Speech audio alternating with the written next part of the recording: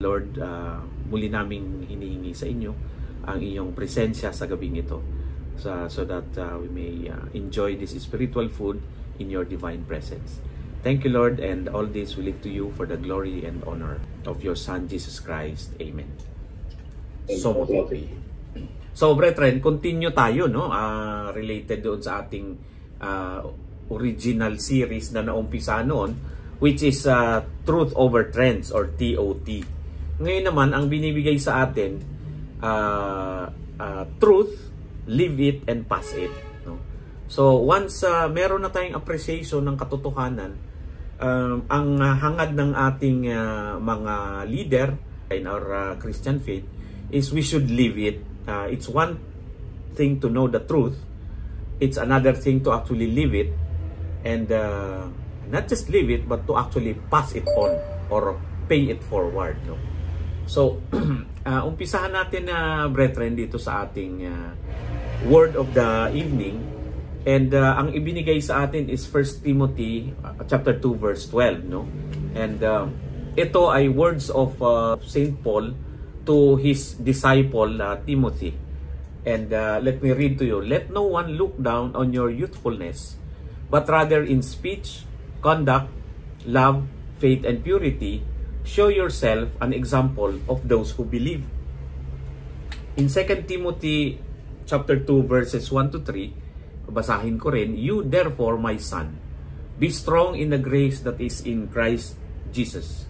The things which you have heard from me in the presence of many witnesses, entrust this to faithful men who will be able to teach others also. Suffer hardship with me as a good soldier of Christ Jesus. So anong sinasabi ni Paul dito kay Timothy, no? That first, do not be bothered by being young. And when we say, brethren, being young, it may pertain to our age, our physical age, no? Our number of years in this world, but more so being young in the faith, no? Being a young Christian. Meron kasing minsan nag-aalala in sharing the word of God, despite knowing about the truth contained in the Bible, nahihiya sila to share, to live it and pass it on because they might be accused of being too young as a Christian. Parang ikaw naman natuto ka lang ng konti kung ano-ano ka. Parang ang galing mo nang mag-volunteer magsalita, no? May ganong takot ang ating mga batang kapatid sa pananampalataya. And secondly, ang sinasabi ni Paul, you have seen how we have suffered in our effort to propagate the Christian faith.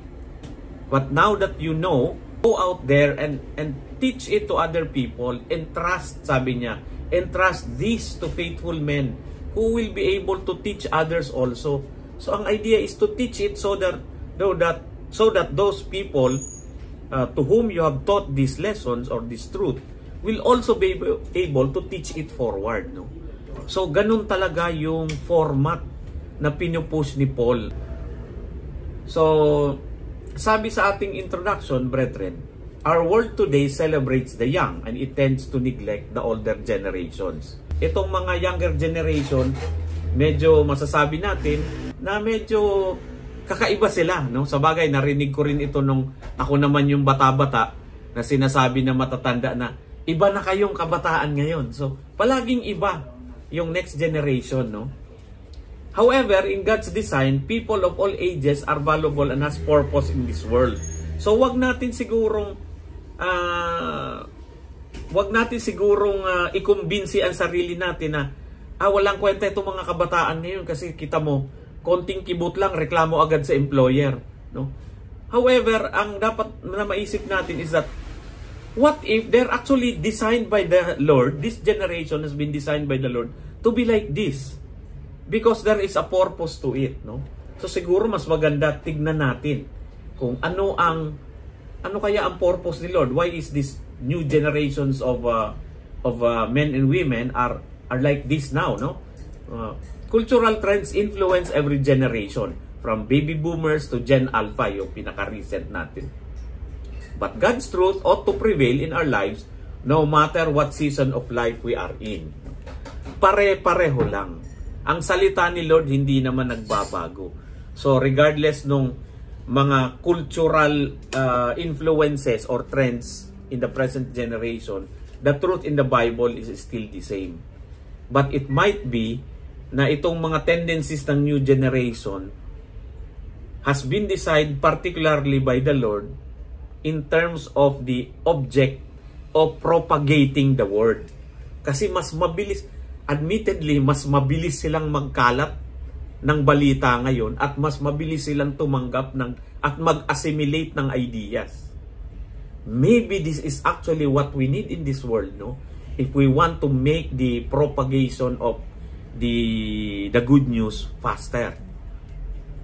So binigay nga sa atin as an example si Timothy, who was young, no? And Paul was trying to entice Timothy to really go out there kasi tumatanda na si Paul while Timothy at that time would still have a lot of energy. So ano ba? Paano natin itong isusustain, brethren, o ipopropagate yung katotohanan contained in the Bible? The truth is supposed to be lived and it is supposed to be passed on, no? So pag-usapan muna natin yung living it. So paano ba natin isa sa buhay, including the good news, including the behavior na minodel sa atin by Jesus Christ when He was still here on earth. So number one is speech, brethren. To live out the truth in the Bible and to live out those that were taught to us by the Lord Jesus Christ, first, ang ating pwedeng pag-isipang baguhin is our speech, no? What we say and how we say it matters. The trend today is to say whatever we feel unfiltered, no? And when we speak and talk to people in social media and interactions, we have the opportunity to build others up. Minsan, yung speech natin, either verbally or our written word in the social media platforms, we might take it for granted, brethren, na minsan nagko-comment lang tayo, yung pala could be construed differently, no? And even could cause people to backslide. Kasi baka inaasahan kanila bilang man of God, bilang isang mason na may kaayusan, mason na believer in the great architect of the universe, and then suddenly magbibitaw ka ng isang sentence sa social media platform na masakit sa kapwa or nakaka-erode ng pagkatao ng kapwa o pagmamarites o pagchichismis, no?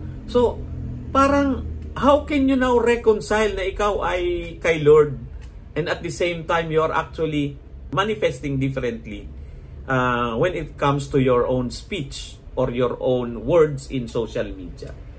So ito yung una nating kailangang baguhin at maging deliberate sana tayo, mga kapatid, in the way that we are using the platform so that we may be able to attract people to the Word of God rather than shoo them away because they might think you're actually a fraud or we are actually a fraud. Ay nako, peke naman kay Lord yan, tingnan mo ang pananalita. In every sentence merong PI. Minsan 2 o 3 PI pa. Hindi naman ika makakonstruct ng sentence niya na walang PI sa dulo. Tapos sasabihin mo kay Lord ka, nakakahiya. So it is one definite way of living it. We check our speech. So ang pangalawa, brethren, is our conduct, no? The way we behave. Ang sabi, we live out God's truth in our conduct. Today's trend is to live your truth by doing what makes you happy regardless of what God thinks of how it affects others. Ito na yung sinasabi niya, you only live once anyway. Gawin ko na ang gusto ko. Diba? I will conduct myself in a manner that will make me happy.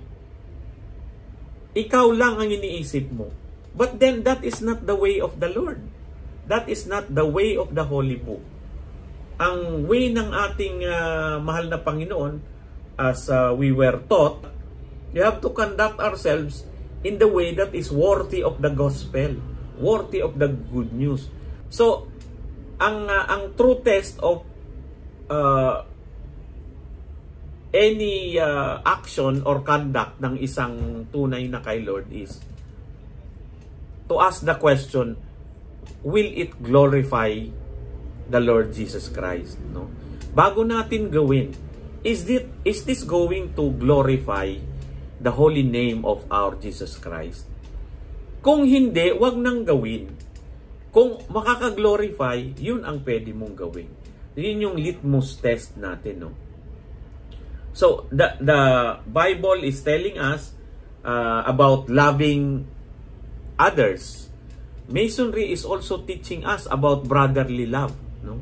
And alam natin, tinuturo rin yan within the ambit of Freemasonry, that love is patient, love is kind, it is not jealous, it is not proud, it does not keep a record of wrong, no? Because 1 Corinthians 13 is a Masonic chapter. We have to behave in such a manner that we are going to exude love or brotherly love in the case of Masonry. No? So yun, speech and then conduct. And then third, we live out the truth in our faith, no? So, yung pananalita nga natin maganda, maayos, piling-pili ang ginagamit nating words, yung mga something that edifies others, no? Yung ating mga words. And then yung ating namang conduct is that we are exuding love, we are the bastion of brotherly love, kumbaga, no? Tayo ang pinaka epitome of a Mason who really loves his brother. Yun. Pero kung mahina naman ang faith natin, brethren, parang hindi kumpleto, mas maganda kung yung faith natin makikita rin na matibay, no? Na talagang na makikita nila na yung person na yan hindi siya takot sa evil kasi alam niya, nakakampi niya si Lord, no? Halimbawa, brethren, yung nasa opisina kayo, no? Kilala kang ikaw ay isang Christian. Maayos ka magsalita, maayos ang behavior mo. Alam nila Kristiyano ka, kay Lord ka. Nung lumindol, brethren, iniwan mo lahat ng kasama mo, kapati yung ka-office mate mong naka-wheelchair. Kasi natakot ka. No? Parang parang contradictory. Kasi ang taong matibay ang paniniwala kay Lord, you would also manifest na merong kang faith that the Lord will keep you and preserve you. And in fact, it's now an opportunity for you to show how much you love your fellow men and women, let alone yung office mate mo na isang PWD ay hindi mo iniwan, bagkus ay tinulungan mong makababa, no? So it's a golden opportunity. So isang simple na example lang yun, brethren, no? Halimbawa yung mga merong nagbabadya ng mga pagtaas ng presyo ng bilihin, no? Ang reaction mo is that you will hold the community together, no? Like the community of office mates, and say, brethren, huwag tayong matakot. The Lord will preserve us. The Lord will find a way to sustain us. Remember the manna in heaven that was given to the Israelites at the time that they were not sure on how they will sustain their lives out in the wilderness, no? So, kailangan makita rin yun. So, that's another aspect of living it. And then, there is one other thing, mga kapatid. Ito yung purity, no? Pagdating sa purity, yung sexually promiscuous ka, di ba? Ay eroded lahat. Eroded lahat nung imahe na binild mo to be a good instrument in the propagation of the kingdom of God, no? Kaya yung purity is ring importante in living the truth. Flee from sexual immorality, ang sabi dito, brethren. Because your body is a temple of the Holy Spirit who is in you. No? So, again, napag-aralan natin nung araw yung when there are certain temptations, lalo na sa atin na meron ng mga asawa, we have to keep ourselves pure for our better half. No? Imaginein mo na lang kung makapulot ka ng kung ano-anong sakit at naipasa mo pa sa asawa mo, ay naku, baka hindi ka napatawarin. Hindi lang ng asawa mo, kundi pati ng anak mo. Naku, dyan ako takot na takot. Yung hindi ako mapatawad ng mga anak ko. Hindi ko ma-imagine ang mundo, brethren, na galit sa akin ang mga anak ko. So, we have to maintain our purity as men and masons, brethren. Huwag tayong maniwala dun sa kasinungalingan ng iba na ang mason daw ay kailangang anak ni King Solomon at maraming babae. Napakalaking kalokohan. Pagbalik-balik ta rin mo, mga brethren, ang Masonic law book, wala kang mababasang ganun. Kalokohan lang yan ng mga naturalmente babaero. Ginajustify ang gawain. Hindi totoo yan. Ang turo ng Masonry is to keep ourselves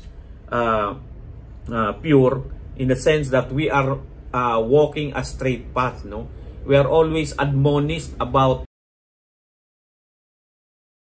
Sabi dito, brethren, God created sex as a beautiful thing inside marriage. So, we are in fact being encouraged to have sex. But inside marriage, sa ating mga pinakasalan. Outside marriage, we should flee from it. No? Ang utos ay takbo. Huwag mong titiisin kasi hindi mo kayang tiisin yan. Mentras nandyan yan at nasisinghot mo ang bagong paligo ng Palmolive, ay hindi mo matitiis yan.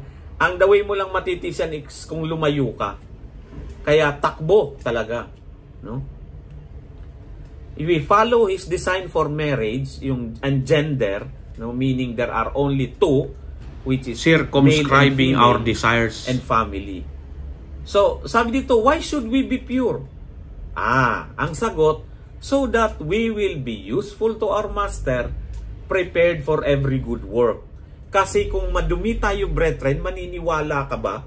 Uutuin ba natin ang sarili natin na kung tayo impure, gagamitin tayo ni Lord sa kanyang programa? Huwag na tayong utuin natin ang sarili natin. We will not be used by the Lord if we are dirty. No? So we have to keep ourselves clean so that we can partake of the program. At kung gagamitin tayo ni Lord, ay He can use us mightily. No? Yung talagang merong impact sa kanyang kaharian. Yan ang mga aspeto, brethren, on how we can live the truth. No? But beyond living it, we are also being encouraged to pass it on. No? Remember yung binasa ko kanina ang ating word of the night sa 2 Timothy, no? That Paul was saying, you have to go out there and teach it to the people who will also teach it further. No? So we not only live the truth but also pass it on to others. We get discouraged because we rely on our own strength. And Paul tells Timothy to be strong in the Lord and to pass on the truth he receives to others also. So yun, no? Minsan, meron siguro tayong sariling agam-agam, brethren. Hindi naman ako articulate eh. Kailangan ko pang mag-train ng sarili ko para maging epektibo ako, no? Pero hindi yan ang turo ni Paul kay Timothy. Isa lang ang turo ni Paul kay Timothy. Be strong in the Lord. Si Lord ang magpapalakas sa iyo at magbibigay sa iyo ng kakayanan. Kaya, wala tayong pwedeng idahilan, wala tayong valid excuses if we are going to call upon the Lord and say, Lord, tulungan mo ko dito sa aking gagawin. Eventually, yung sinasabi na the harvest is plentiful but the workers are few, ay there will come a point, brethren, sa buhay natin as Christians that we will see that the harvest is plentiful and the workers are also plentiful. But the only reason why we would reach that point is because nung tayo ang napag-utusan to perform the job of teaching the truth to others so that those we teach would be able to teach it farther down, is tinanggap natin ang trabaho at ginawa natin, no? If we decline to do it, then we can say na malayo pa tayo doon sa pagkakaroon ng plentiful na workers also. Christians have been enlisted to serve Christ like soldiers who aim to please their commanding officer. No? Minsan magtataka ka, no? Ang motivation ng isang soldier is to please the commanding officer. And behind that motivation is what? Fear? Do you think it's fear? Or do you think it is some form of respect? No? Di ba tayo sa ating magulang, somehow we have an aspiration to make them happy or to please them, not because we fear them, but because we respect them. So ganun din naman dito sa ating pagsunod, brethren, as soldiers of the Lord, no? Marching forward and doing the work. Yun ang connotation ng soldiers, no? And we are going to do it not because we fear the repercussions of not doing it, dahil baka hagupitin tayo ng ating mahal na Diyos. Definitely not that, but because there is a high level of reverence and respect, no, sa ating Lord and Savior Jesus Christ. And mind you, brethren, Paul was very clear about this to Timothy. Sabi niya, we will experience suffering as we serve God. So, itong ating pagsisilbi sa ating Lord and Savior, brethren, sa ating great architect of the universe, this is not going to be a walk in the park. Nobody promised it to be a walk in the park, and nobody promised it to be a bike ride along the boulevard, no? Hindi ito parang pahayahay na activity ng isang Kristiyano. We will experience suffering as we serve God. Kita mo na lang itong ating quarry, brethren, no? This is a form of service, because we are enriching ourselves so that when we encounter people who need the Word of God, we have something to share to them, because we learn from here, and therefore we are more equipped, di ba? But tingnan mo, every Friday evening sa Manila at 8 p.m. we have to allocate ourselves to this time, no? While others are probably out there enjoying the thank God it's Friday ko, no, yung TGIF nila, no? And si Kuya Mike nga 4 a.m. in Las Vegas, no? Sacrifice talaga to be with us. Nakaka-bless, Kuya Mike, no? At we know you woke up very early to be with us, to fellowship with us. And even si Kuya Dennis umatras ng isang oras yung oras nila sa Florida, but he's here listening to us and fellowshipping with us in this couple of hours with the Lord, no? So, and that is a form of suffering. That is a form of sacrifice. Ang sinasabi dito sa ating lesson, no, na like athletes, we need to play by the rules, no? Hindi tayo pwede na para makakuha lang ng audience, mambabraso tayo. Oh, makinig kayo kasi ganito, no? Hindi ganoon, no? Merong rules, And the main rule is that we have to put in the work. Parang atleta, no? They have to put in their 10,000 hours to be good at something. And like farmers, to have a plentiful harvest, they have to put in hard work.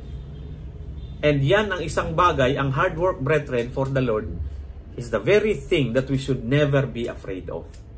No? We have to embrace the fact that we have to put in the hard work. We should not be discouraged. We should not be tired. Remember, brethren, ang sacrifice ni Lord Jesus on the cross. to wash away all our sins, to save us, and to give us that beautiful gift of salvation. So we will endure, my brothers. We will endure. So young people can still be used by God today as they lived out the truth and pass it on. Tayo namang mas may edad, brethren, older adults, don't take for granted the life and time God has given you with your loved ones. Pass it on and live it out. Tayong mga mayroon ng anak, brethren, na automatic yan. Dapat ang mga anak natin, we have to pass it on to them. The things that we are living out today by way of speech, by way of conduct, by way of purity, by way of strong faith, lahat yan dapat maipasa natin sa ating next generation. Because at the end of the day, pag alis natin sa mundo na to, brethren, at least we know they are fully equipped to serve the Lord. No? And they will also be equipped to pass it on down the line to their own sons and daughters. Para pag alis natin dito, brethren, in our deathbed, we can say, we have finished the race. So, sana for all of us, ganun din, brethren. Ayun, brethren, so there ends our lesson for this evening. So, we will now close in prayer, brethren. Let us put ourselves in the presence of God.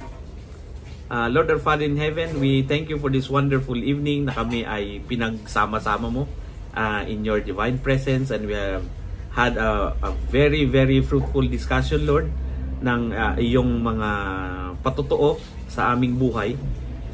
We thank you, Lord, for this series, Truth Over Trends. At ngayon, tinuruan mo kami, Lord, on how to live it and actually pass it on. Salamat po, Diyos, at we pray also that we would be able to have a very fruitful weekend, dear Father. At sana, Lord, ang bawat isa sa amin ay magkaroon ng pagkakataon to utilize this weekend to have our quiet time, to have our praying time, and to be spiritually productive, oh Lord. All this, Lord, we lift up to you to glorify and magnify your holy name. In Jesus' name we pray. Amen. So it be.